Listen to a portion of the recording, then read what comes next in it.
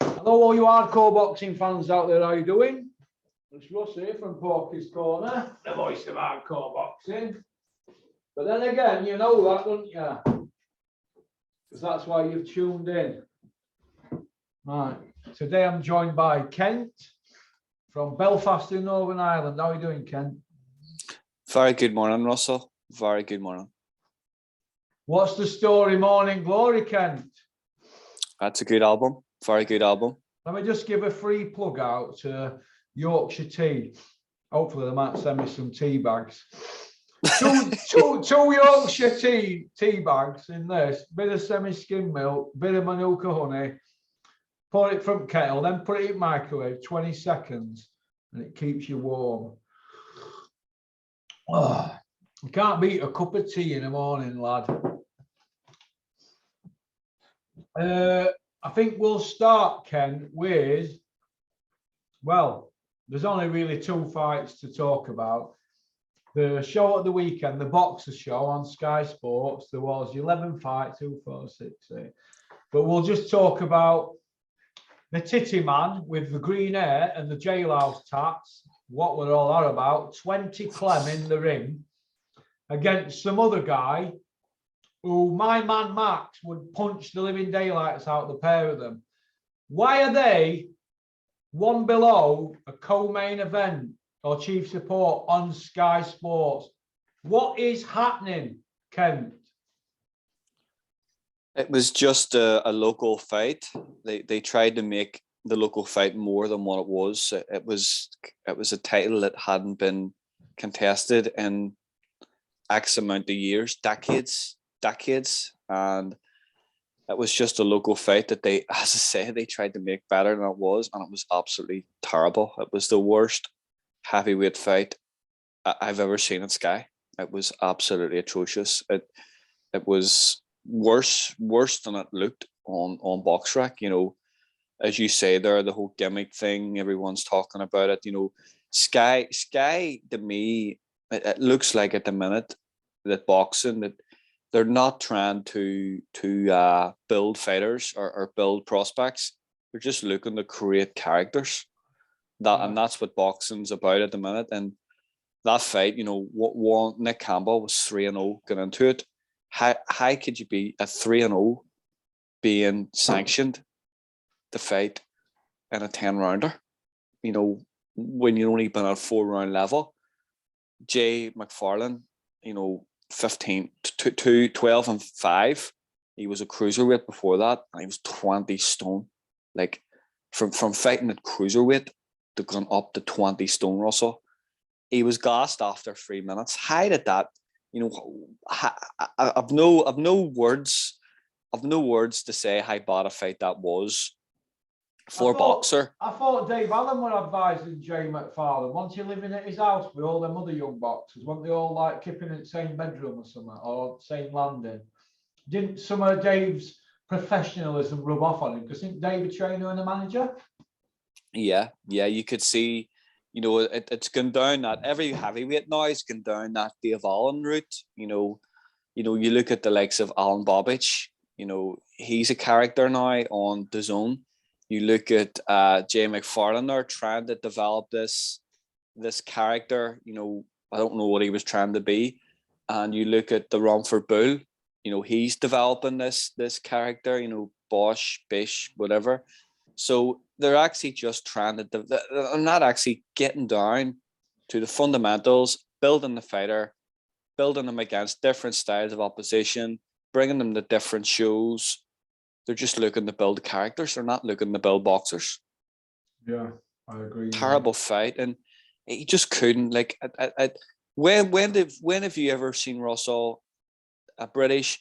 Apart from, I tell you what, it was the worst title fight, heavyweight title fight since Gary Mason against Jess Harney to the British title. That's how bad it was. Yeah. Jez Harding shouldn't have even been carrying Gary Mason's jockstrap to ring, never mind fighting him, should he? No, Big Gary bashed him up and smashed him to pieces. But that was the worst title fight, heavyweight title fight I've seen from that. You know, When was the last time, Russell, you seen a fighter in a title fight gassed after 3 minutes? I am I did want Babic and Mark Bennett. Want that one? Didn't he gas Mark Bennett? But that wasn't a title fight, were it? I don't think.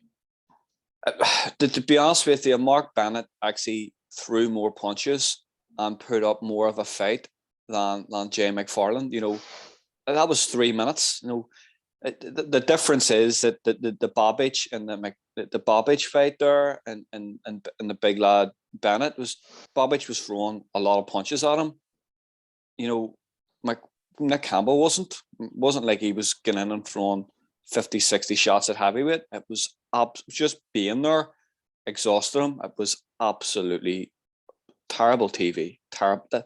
You know, we always go back and we say now, you know, yeah, boxer at this stage are putting on better shows than what Matchroom did at the start. But when Matchroom took over that Sky, Bill, apart from that terrible pay-per-view fight between Audley, Superman, I've Got My Power Back, A-Force Harrison, and David the Haymaker Hay, you know, when was the what was there a worse fight you could see you've seen on Sky at that time? Well, what you've got now is you've got the man with great covered in jailhouse tats, never done a day in jail in his life, with green hair, 20 clem and tits. Right, you've got the titty man with green hair against some other titty man. And they're slugging it out like two pissed up dudes in Witherspoons on a Friday night. That's what they're doing. That's what it were, mate. And it's embarrassing. And this is where we're now at. The pool, the talent pool.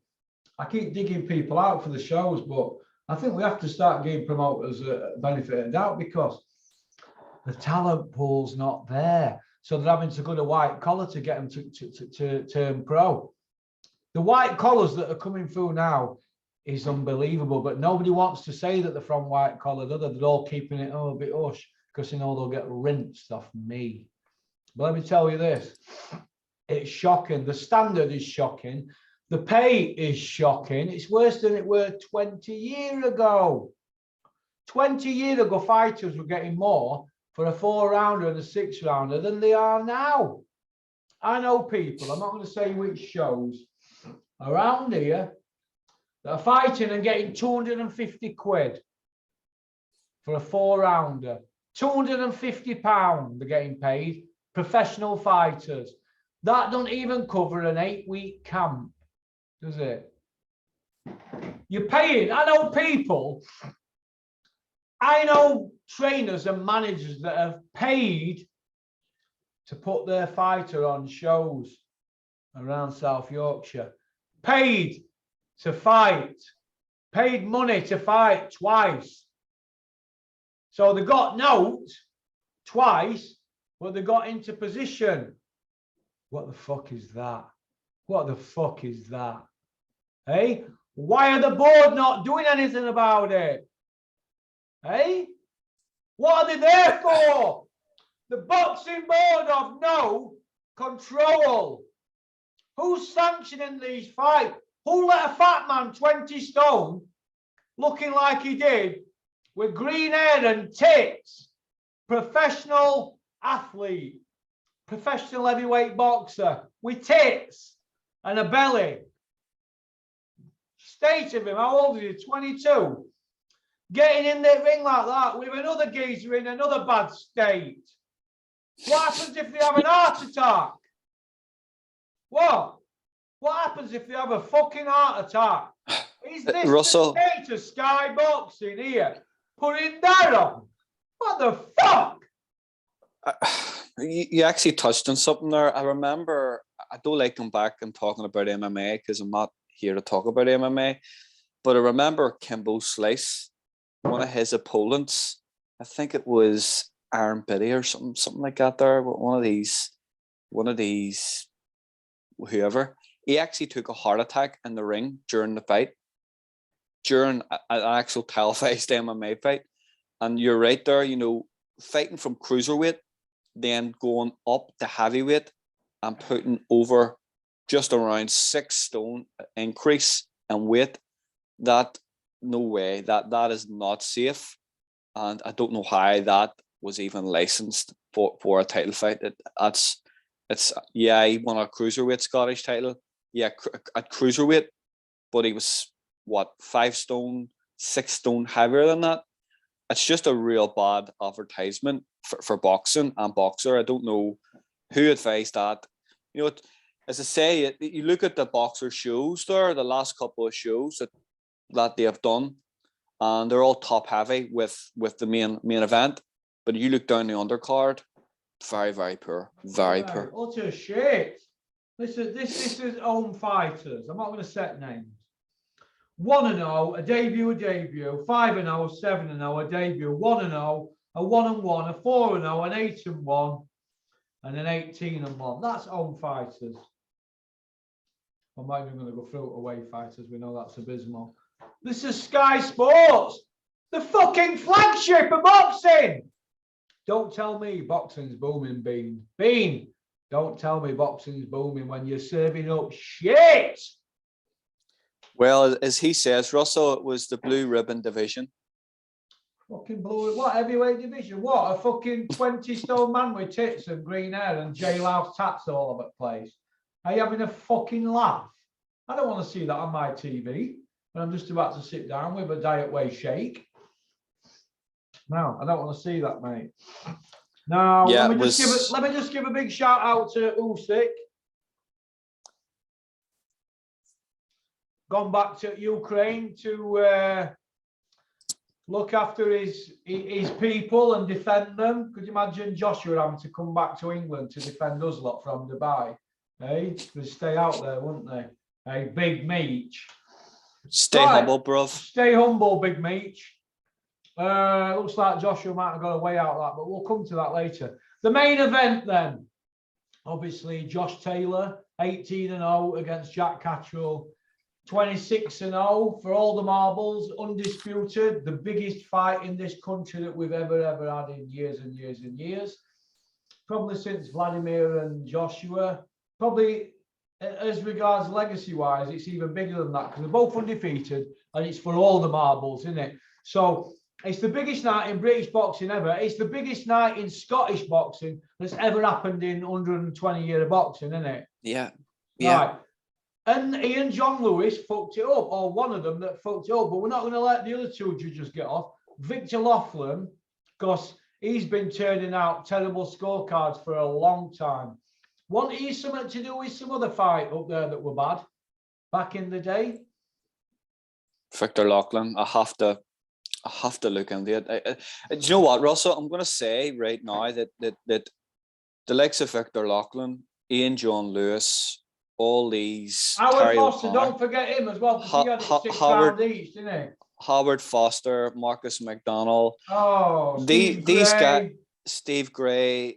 These guys, Russell, have been doing this for 20 years. You know, it's getting impossible to keep track of all these bad decisions. You know, Ian John Lewis. Let's remember, Russell. Ian John Lewis scored O'Hara Davis 97-94 in the Vasquez fight. I had Vasquez winning every single round in that fight on an MTK show. Shocking scoring. You know what I call him now? You call him the Albert Trotter.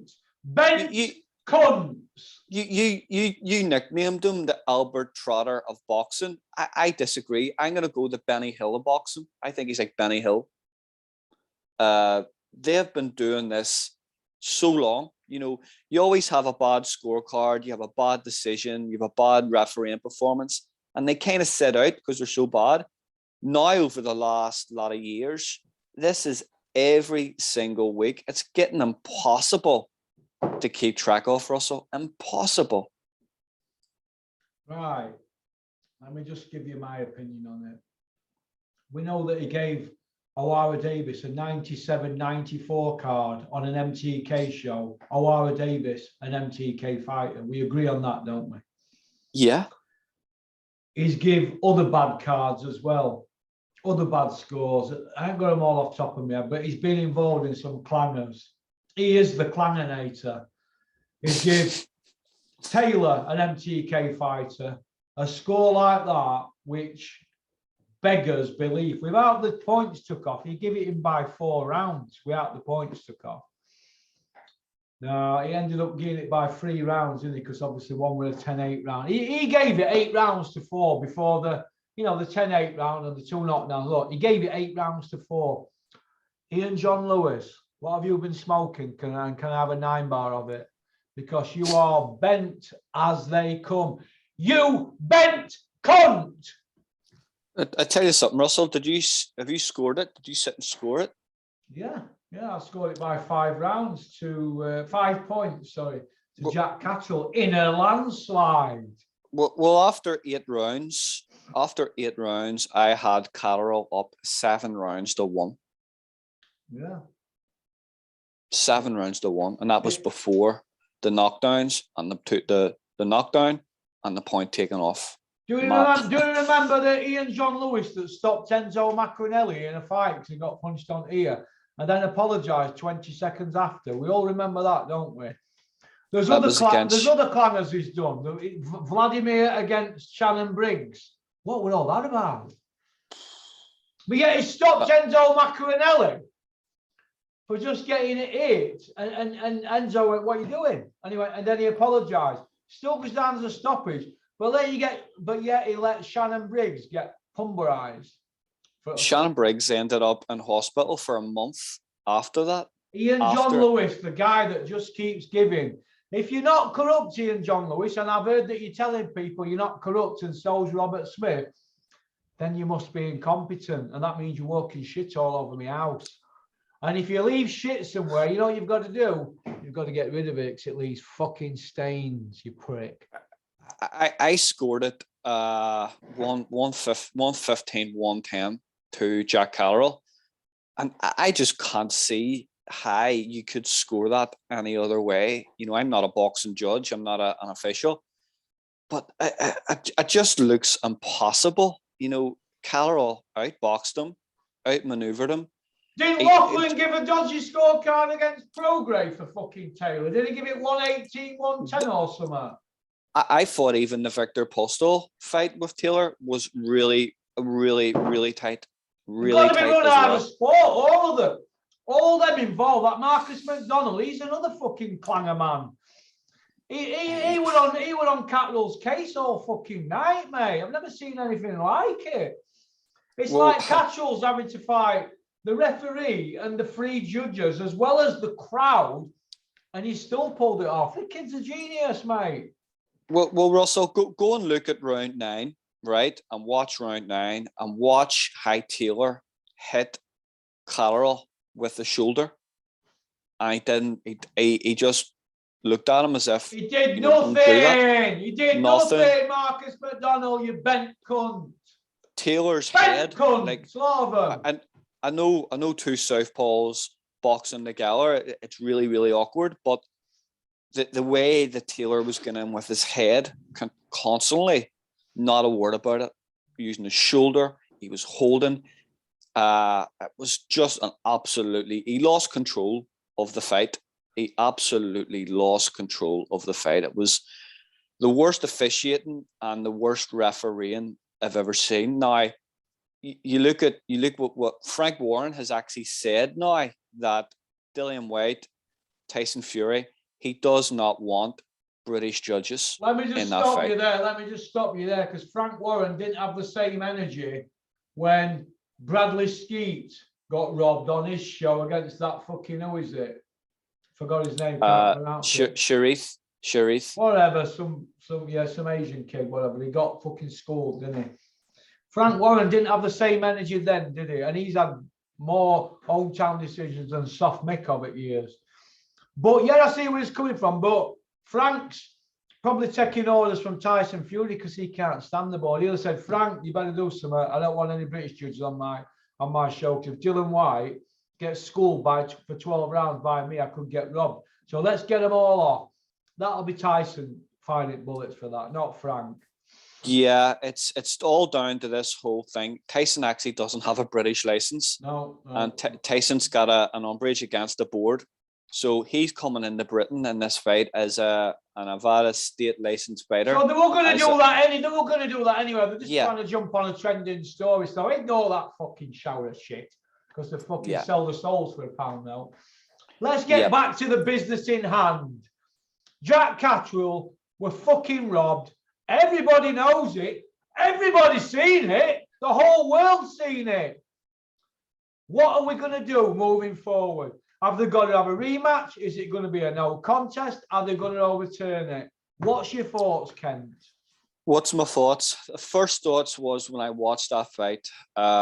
They say they're investigating it. It's all over 5 Live. It's all trending. An investigation means that Robert Smith rings him up and just say, "You're right, dead on." Okay. Robert Smith will come out and say scoring is subjective and it's down to the judge. That's it, closed. So nothing's going to happen. My thoughts moving forward: sanctioning bodies aren't going to do anything, okay, because they can't change they weren't the officiators, so they can't change anything. The promoter can't change anything. Ben Shalon's on talking about how bad it was on his show and he's embarrassed. He actually loves it because it's giving them exposure. It's a talking point for Sky. It's kind of promoting them in a way where they're getting all the publicity. My thing going forward, Russell, is see now going forward, right? So you look at Derek Chisora, David Hay. The board refused Emmons after they had that big bust up in Cologne, and Derek was, "I'm going to set you on fire." Punches, broken jaws, tripods, all that. All staged knackers. Yeah. So Frank Warren pulled out the trump card and brought over Luxembourg, the Luxembourg Boxing Board of Control. But why didn't it stay with him then? Why didn't it stay with Luxembourg then? Well, they staged that fight without them, and that just goes to show you now that any promoter in the UK, they don't need to use the British Boxing Board of Control. But they don't need to. Yeah, and see all this crying about, we need the judges looked at, we need the referees looked at, we need all this looked at. It's down to the promoters, the managers, and the fighters. They can just turn around and say, "You know what? We don't need to do this with the board. What are we getting for it? We're paying our license. What are we getting? We're getting bad decisions. We're getting dangerous refereeing that people can either get hurt, mismatches,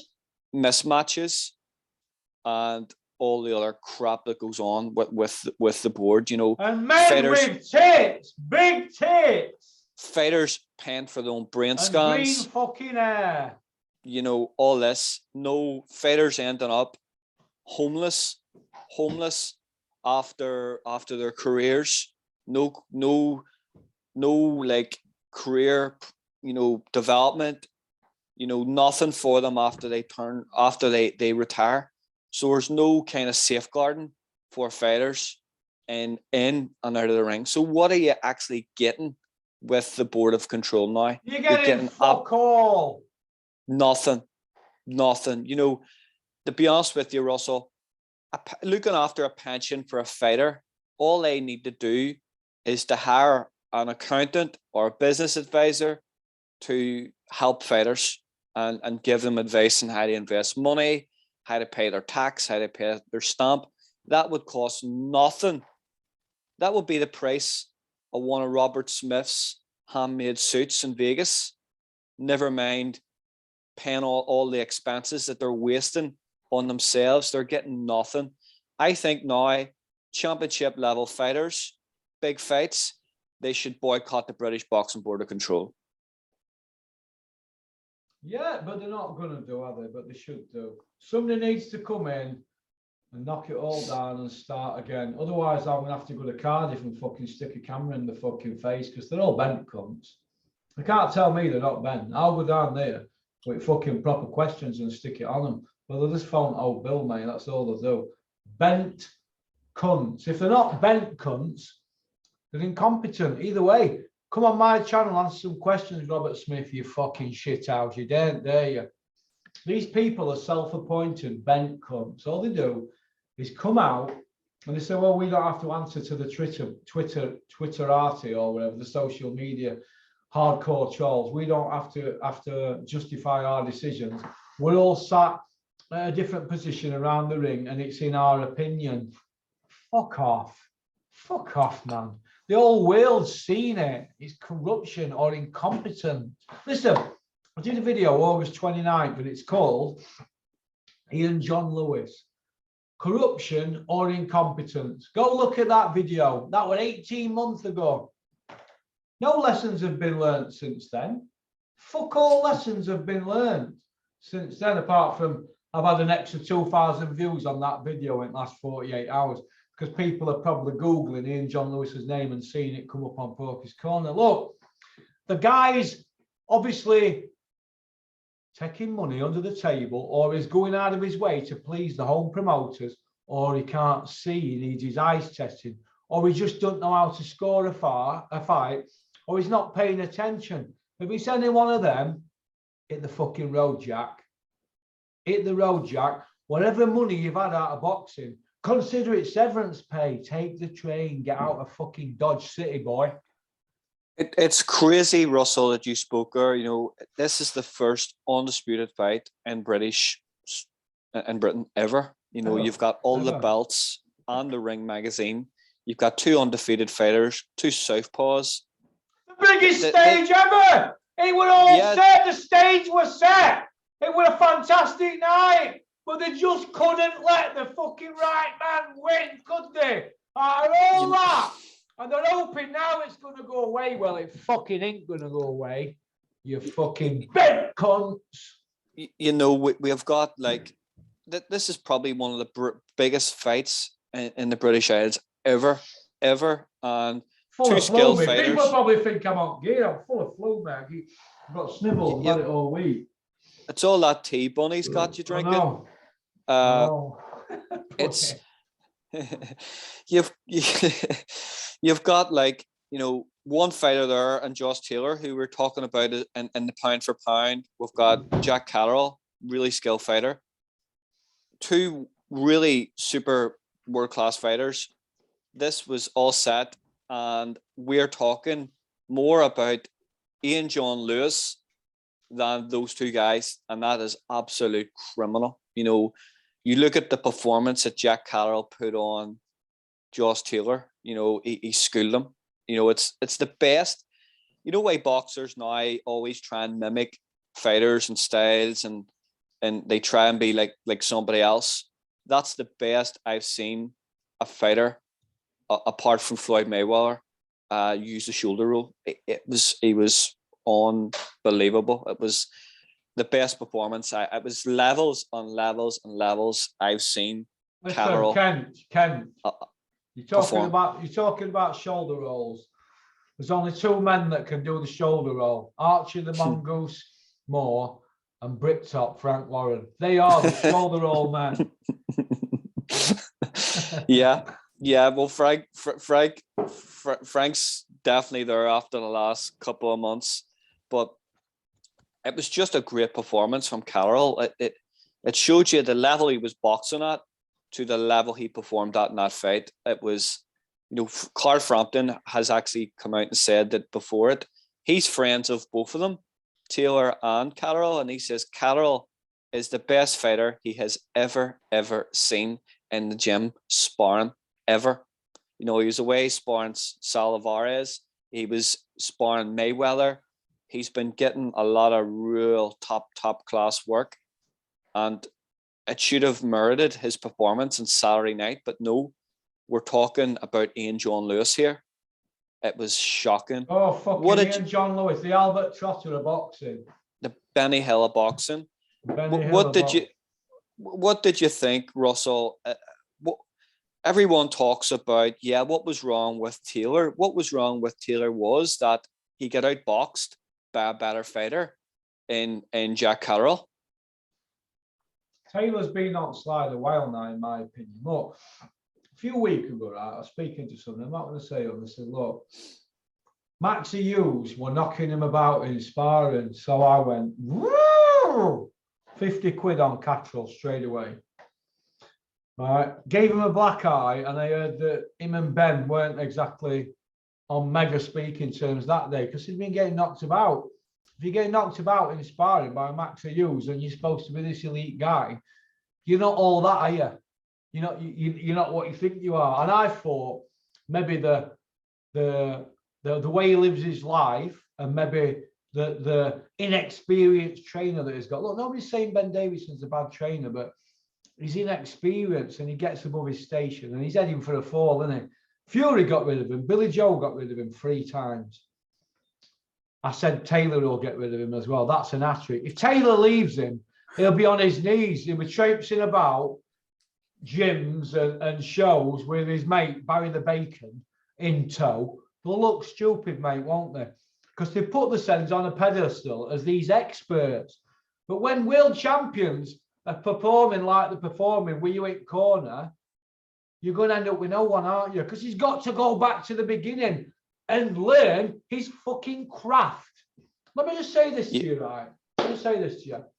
When I was a teenager, I passed my driving license, bought Mark II Escort. I want something better than that. I want a 3-litre gear Capri. My dad says, if you get a 3-litre gear Capri, you'll bin it. You will bin it. I went, yeah. I couldn't wait, could I? Within a year, I went out and bought a 3-year-old Capri. It wasn't a 3-litre, it was just a 1.6 laser. What did I do? I wrote it off. Because you're inexperienced, aren't you?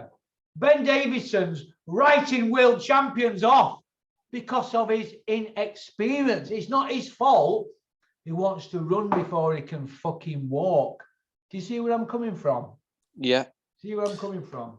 It just looks to me, Russell, that Ben Davison is the Eddie Hearn of boxing trainers. Yeah. You know, he's just had that, because of, he's an MTK trainer. And I'm not saying that MTK are the only, promotional outfit that have home house trainers. House trainers has been happening since time began. There's always Frank Warren would have used the likes of Ernie Fossey and stuff like that there. And, good matchmaker, Ernie Fossey. Ernie Fossey, just one of the dawns of boxing, in my opinion. Danny Mancini is another one. Let me just mention something to you here, Ken. CompuBox. I know it gets a lot of stick, but Jack Cattrall landed 52% more punches and he threw over 100 more. So what the fuck? What more proof do you need?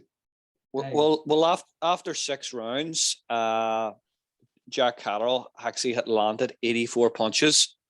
Taylor had 39. So after 6 rounds, that just confirms what I said there. I had Cattrall up 7 out of 8 rounds.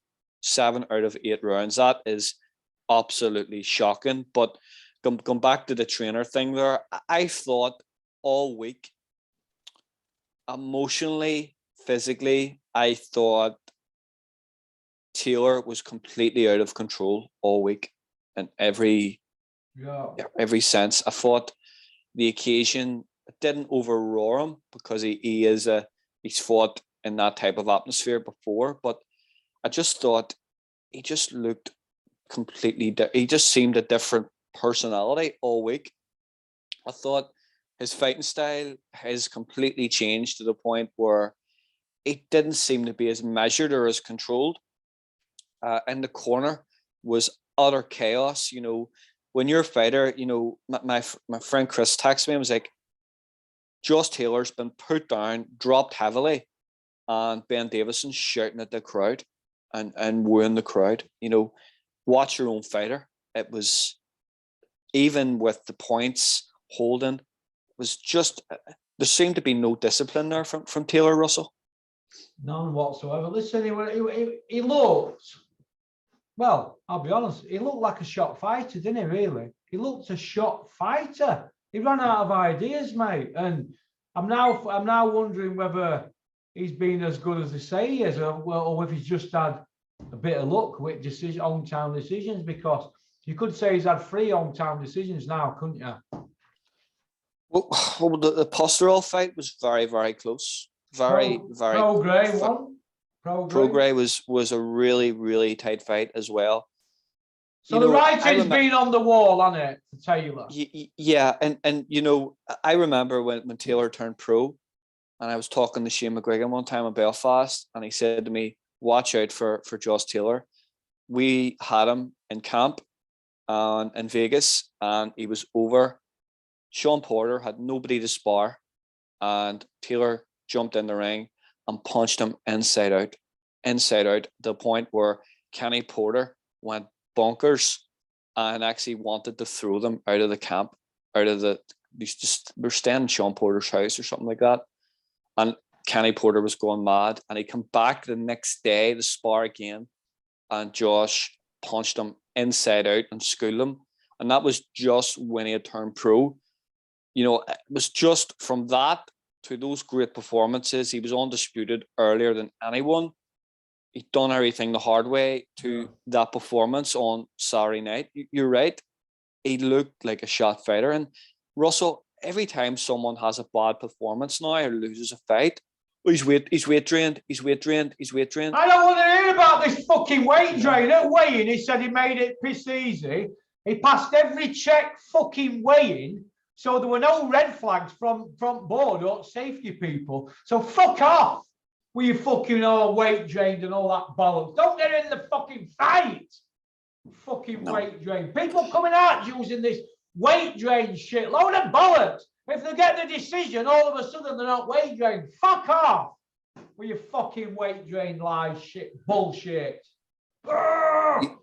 What did you actually think of the whole punditry on Saturday night, Russell? I'm losing will to fucking webcam.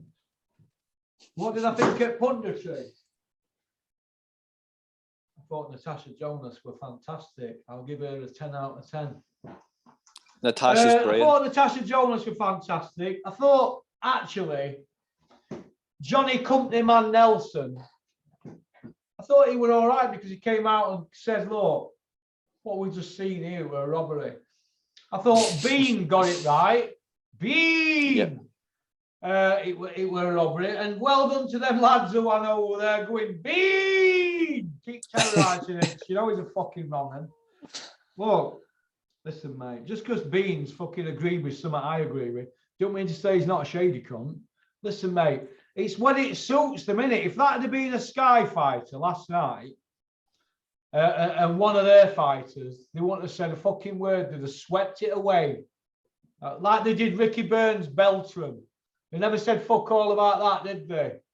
No. No, I mean, that would have baddened. And it'd be interesting to see who judges on that now. I wonder if Victor Laughlin were involved with that. Let me just have a fucking look.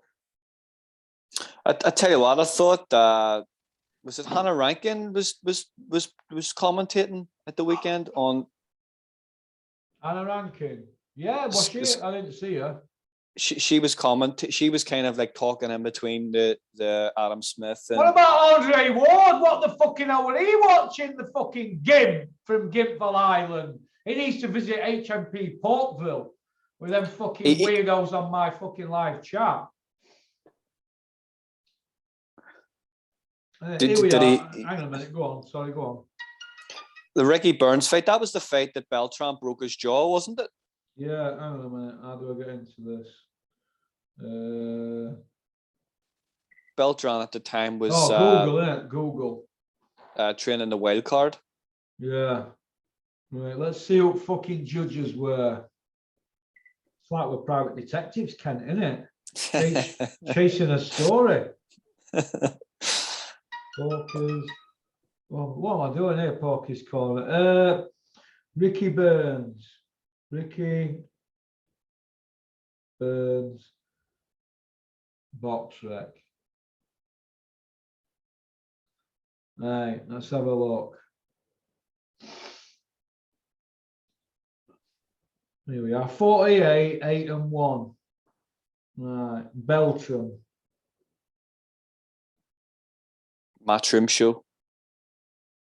Here we are. Phil Edwards, 115, 112. Andre. No, it wasn't fucking Lachlan anyway. Van Gouten or something. Oh, here we are. Phil Edwards, 115, 112. Andre Van Goten, 113, 115. Richie James Davis, 114, 114. So Richie Davis gave it a draw. And Phil Edwards gave it to Ricky Burns. They know which way the fucking bread were buttered, didn't they?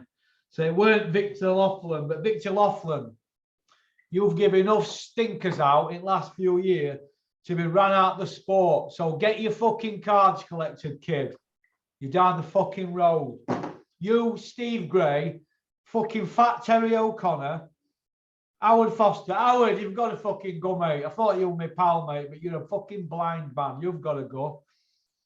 And they've done all right for the Sens. Howard Foster lives in the biggest house you've fucking ever seen in your life down here. It's fucking millionaire, mate. Multi-millionaire.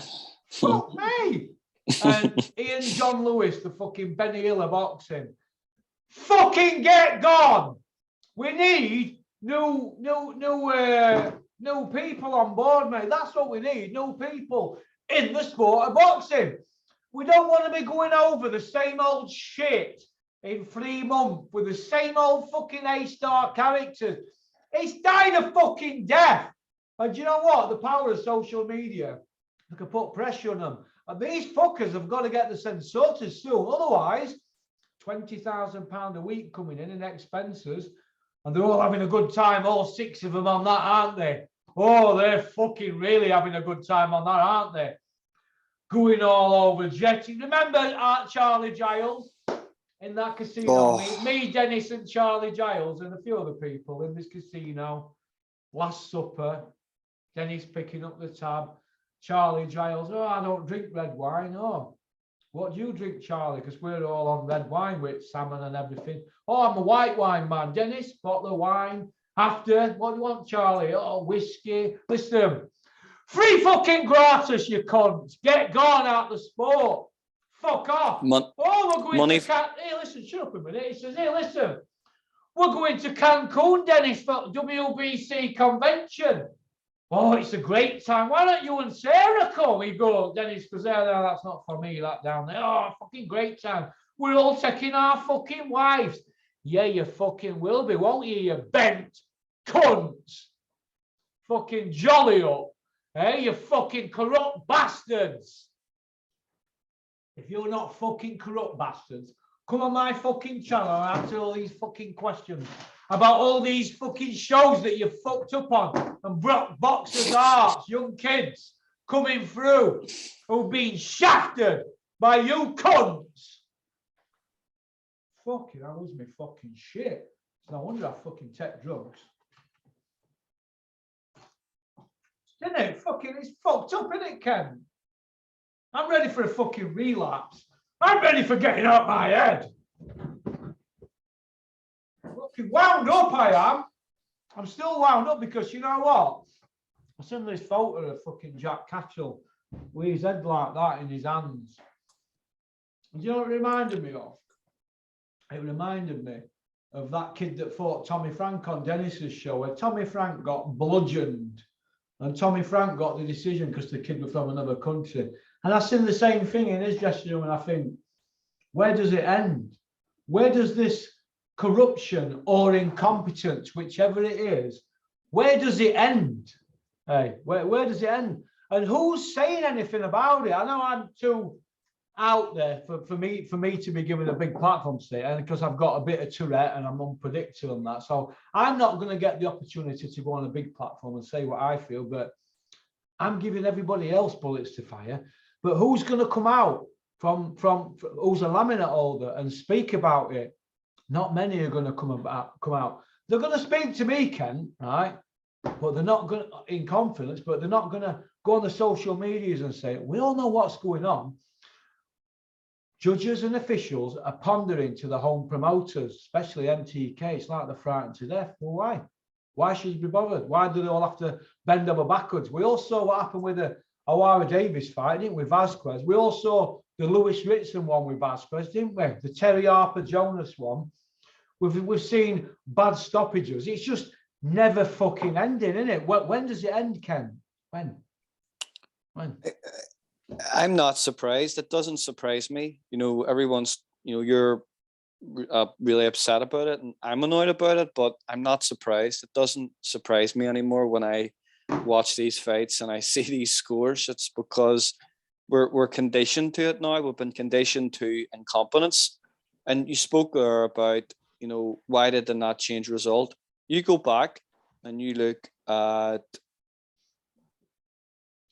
Michael Brody in Jinchi, the first fight, and it was announced that she won the fight, but it was actually changed to like a draw or a no contest. Barry Hearn got it changed. Jose Suleiman was there. It was a WBC world title fight, and it was changed after the fight. So, that was then, and this is now. And I'm just saying that, how did the board let that happen? Then, but they let Jack Catterall school Josh Taylor. He outboxed him, outfought him, everything. That was the biggest fight in Britain has ever had.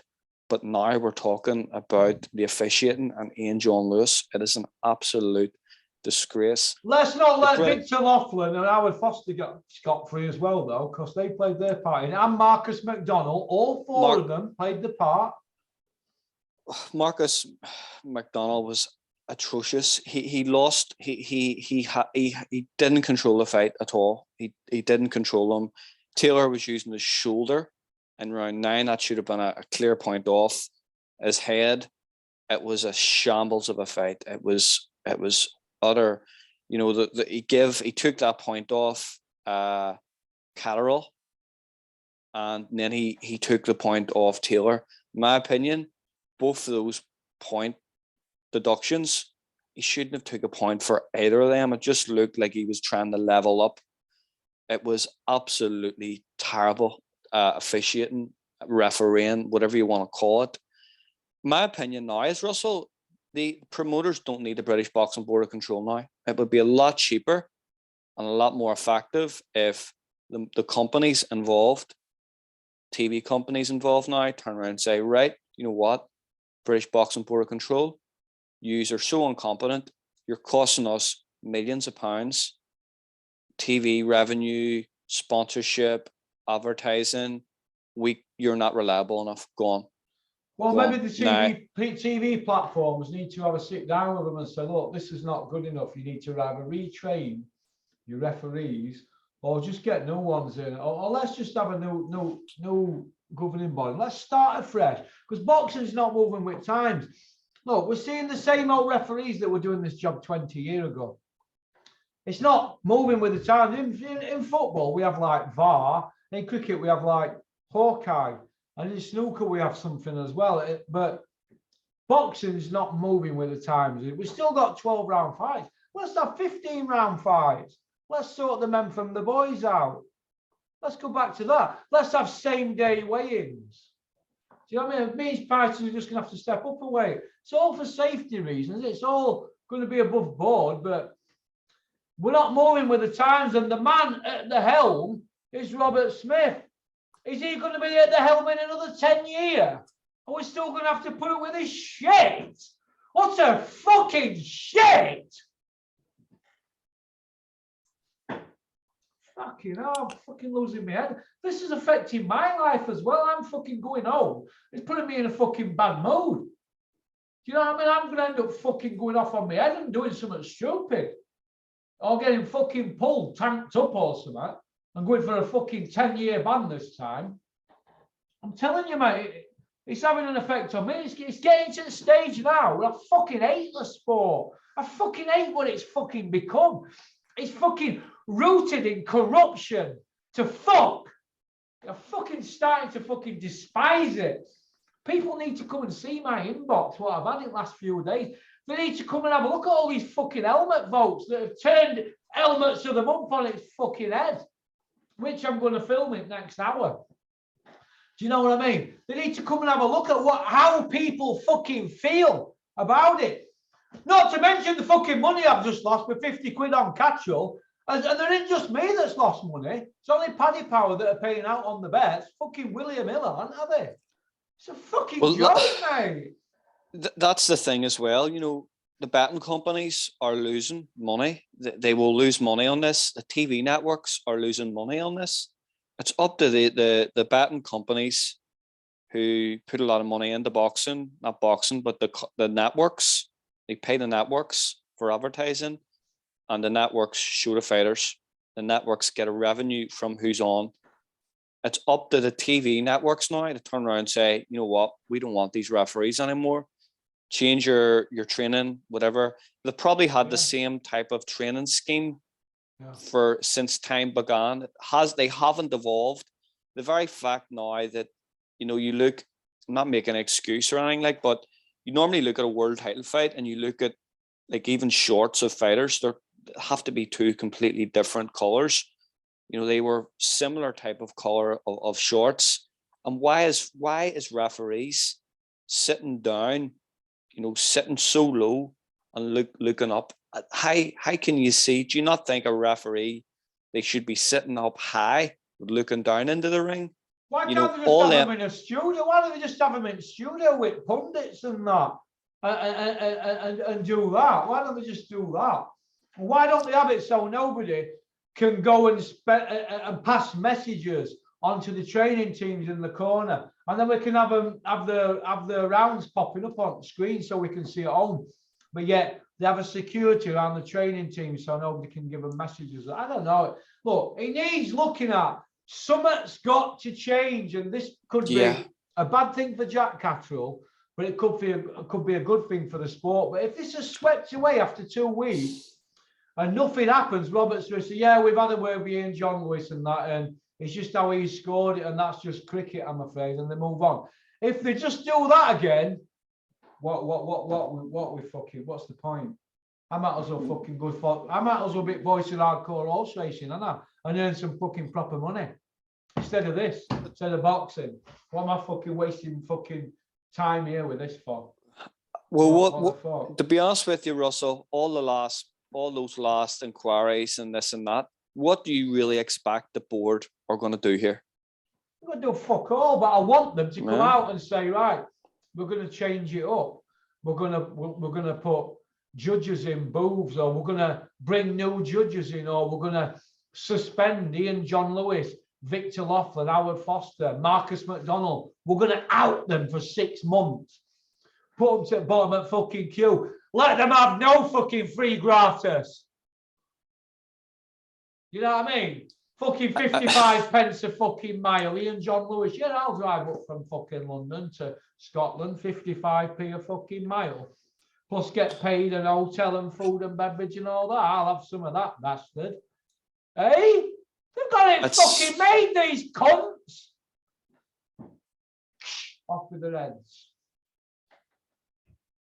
Fucking telling you, Ken. And we follow the sport and we don't miss a trick, and we follow it and we live it and breathe it, but are we wasting our time? Am I wasting my time with this channel here? Hey, fucking money and effort that's gone into this. Am I wasting my life doing this? How sad have I become? Following these cunts, shithousers. How do you think Jack Catterall felt? I don't doubt that he feels terrible, and I hope that me making some noise highlights it, because I'm now a Jack Catterall massive fan.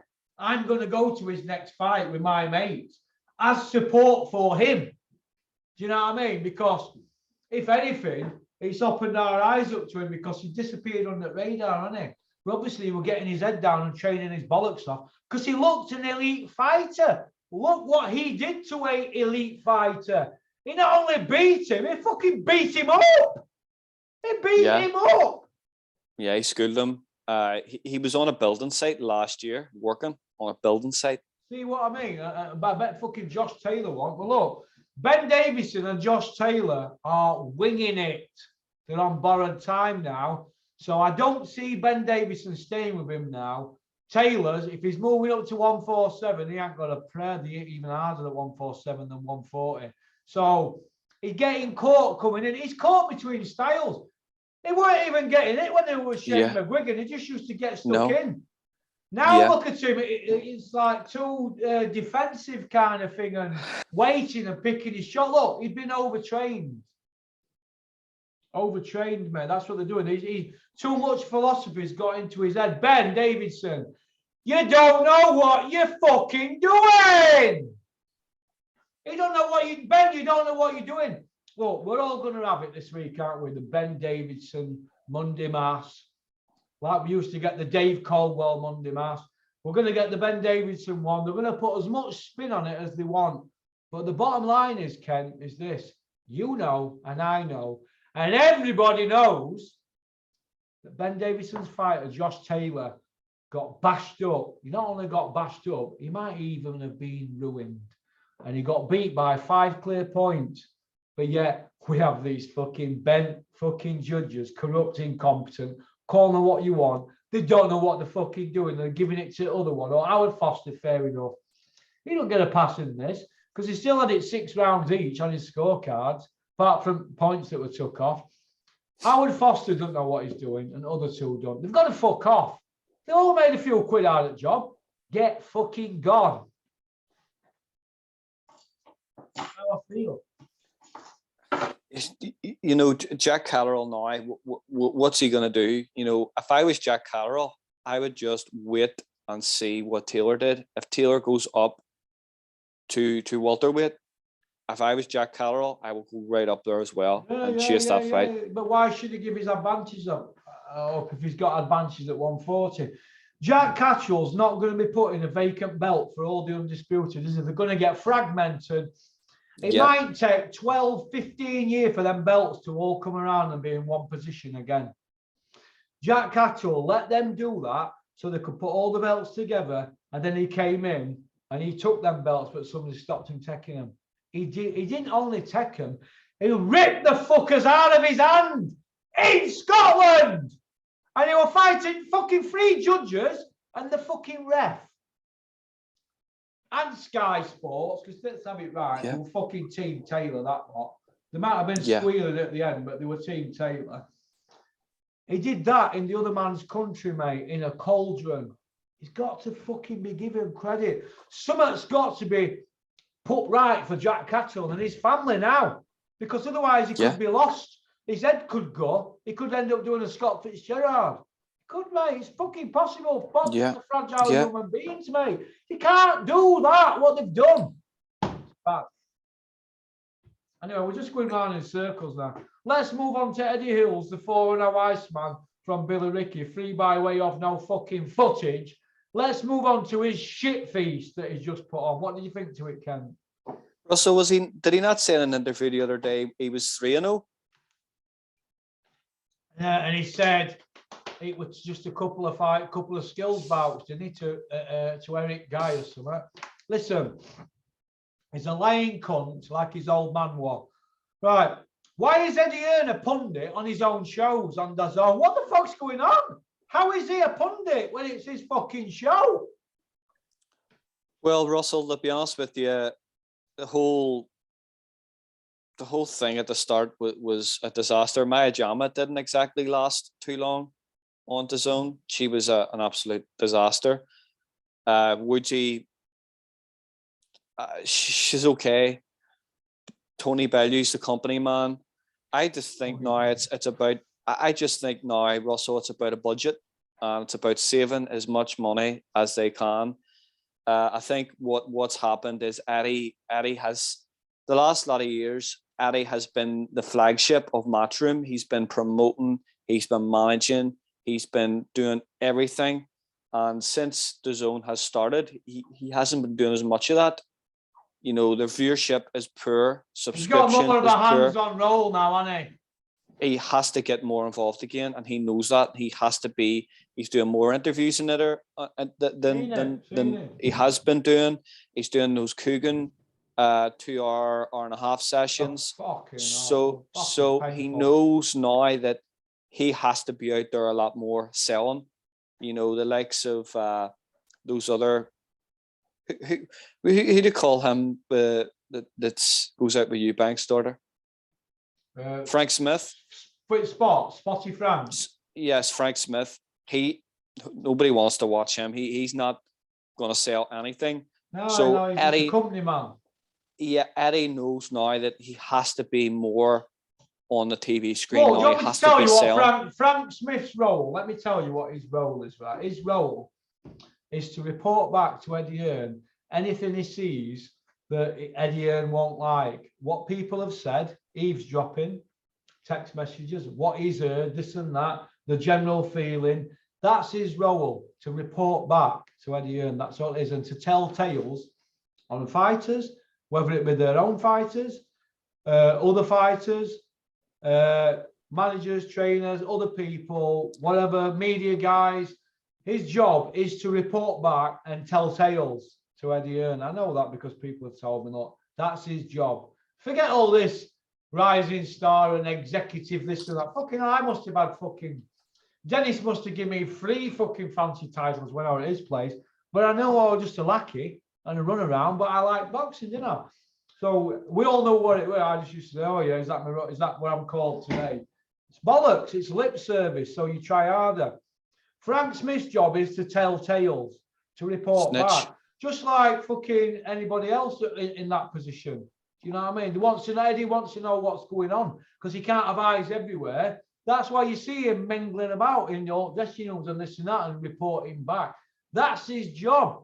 You mind all this chief executive, load of shit. He's covered in spots, right?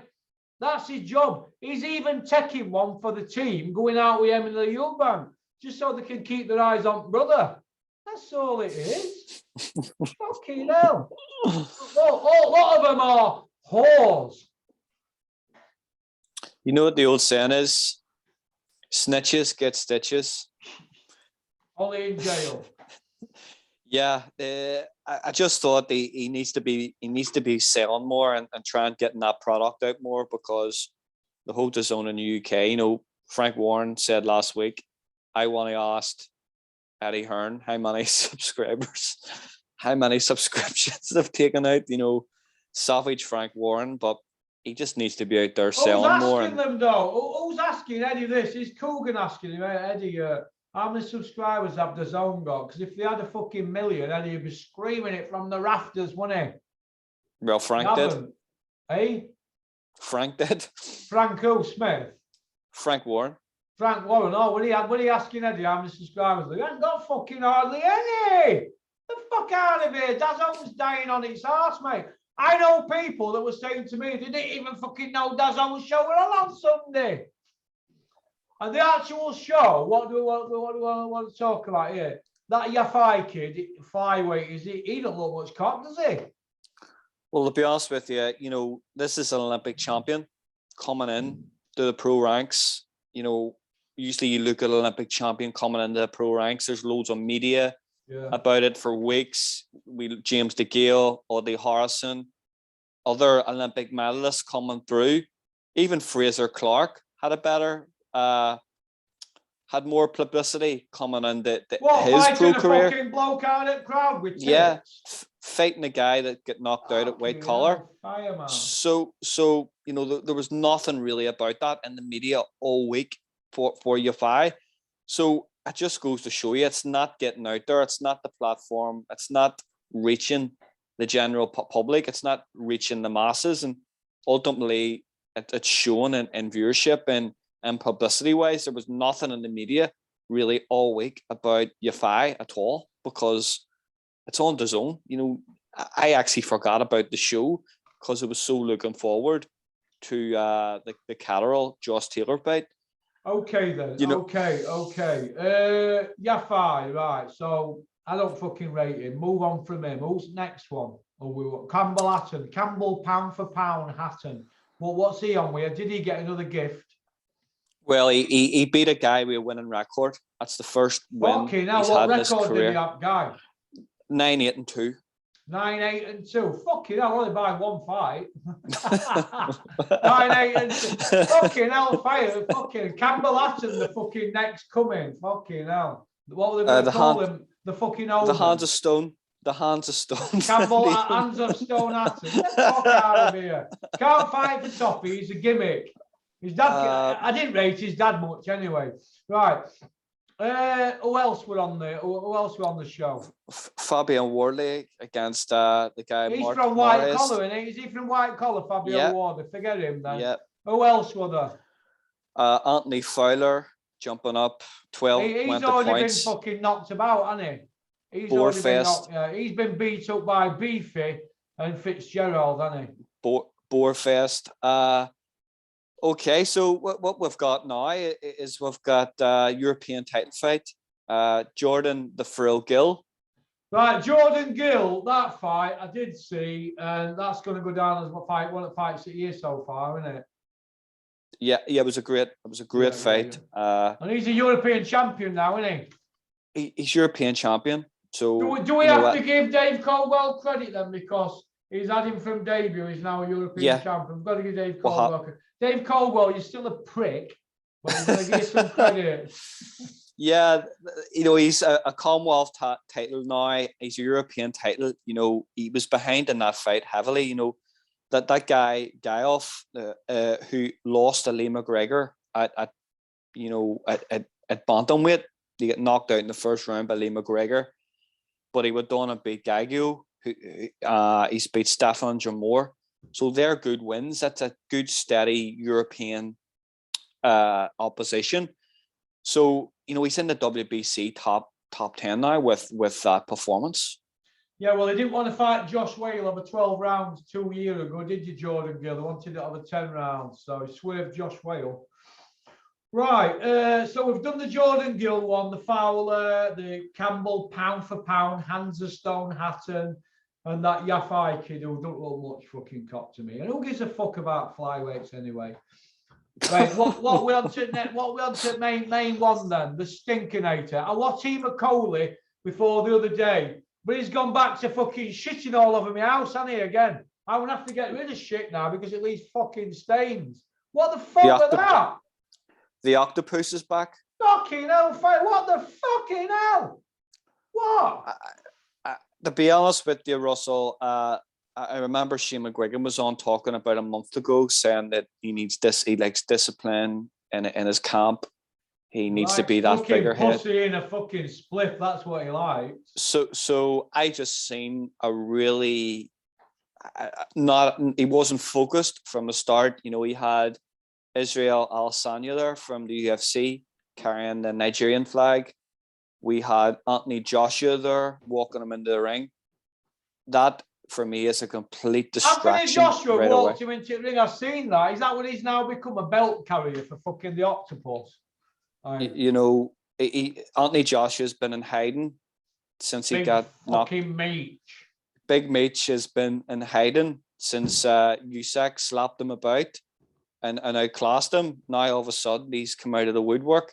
So it didn't look like a focused Lawrence Okolie at all. He just didn't look, from the first round, he just looked so disorganized. And to be honest with you, we've given Shane McGuigan a hard time, Ben Davison, with what went on in that corner the weekend.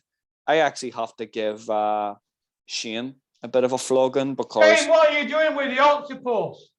What are you doing, Shane? Fucking get the fuck out of it. Get him throwing some punches. Why did Shane let Israel Adesanya and Big Meech distract him and walking him in the ring? He shouldn't have that. He's a world champion. He doesn't need any of these people around him.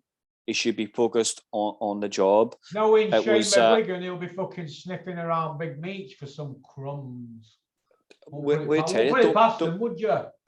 He's already said that. He's already been saying that if Anthony Joshua goes to a new trainer, he has to give him respect. He's already said that if it was him and his camp, flies around shit. Flies around fucking shit. It was out of here. A fight that they talk about. It was the good performance in this stage of his career. It wasn't. The cruiserweight division is probably one of the worst divisions in boxing. It's like the middleweight division as well. It's shocking. There's no marquee names in it. If he wants to unify titles, I'm not going to pay pay-per-view next to watch Okoli against Macarbu, who got knocked out by Tony Bellew 6 years ago, or a guy that was sitting there dressed as Super Mario. Oh, well, that comes dressed as Super Mario. That was Mario Bradis. What the fucking hell were all that? Man, like fucking pantomime. The fuck out of here. The fuck's going on? Fuck. He come on at the end and handed Okoli a McDonald's takeaway, and he couldn't even speak English. Trying to get McDonald's sponsorship now. It was absolutely shocking. A guy of Mario Bradis' talents and the fighters he's fought has to dress up as Super Mario to get a fight. It is absolutely, it's pantomime stuff. It's a joke, mate. It's a joke. I hope Keller didn't make him do that or already, or probably it was a joint thing, but it was absolute. It was probably one of the worst shows. He'll be on it and he'll be off his nut. Calla, come see me if you get any nice chong.